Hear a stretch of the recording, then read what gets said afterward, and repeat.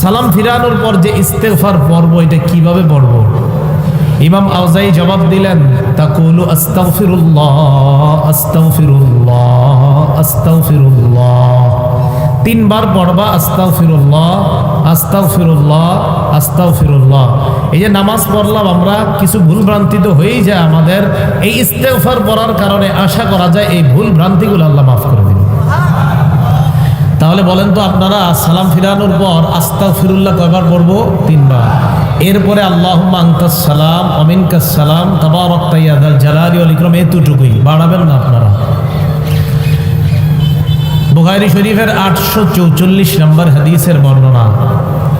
এই হাদিসের মধ্যে আসছে নবীজি সালাম ফিরানোর পর নবীজি পড়তেন, লা ইলাহা ইল্লাল্লাহু ওয়াহদাহু লা শারীকা লাহ লাহুল মুলকু ওয়া লাহুল হামদু ওয়া হুয়া আলা কুল্লি শাইইন কাদির। নবীজি পড়তেন, আল্লাহ ছাড়া কোনো ইলাহ নাই, একত্ববাদের স্বীকার করতেন, স্বীকৃতি দিতেন। লা ইলাহা ইল্লাল্লাহু ওয়াহদাহু লা শারীকা লাহ, নবীজি বলতেন আল্লাহ ছাড়া কোনো ইলাহ নাই, তার সাথে কোনো শিরিক নাই, অংশীদারিত্ব করার কোনো প্রশ্নই আসে না। লাহুল মুলকু, রাজত্ব তার, ওয়া লাহুল হামদু, প্রশংসা তার, ওয়া হুয়া আলা কুল্লি শাইইন কাদির, সব জিনিসের উপর ক্ষমতাবান কে বলেন? নবীজি এটা বলতেন। বলার পর আল্লাহ নবী বলতেন, আল্লাহুম্মা লা মানিআ লিমা আ'তাইতা ওয়া লা মু'তিয়া লিমা মানা'তা, আল্লাহ আপনি যা দেন তা বাধা দেওয়ার কেউ নাই, আপনি যা দেন না তা দেওয়ার কেউ নাই।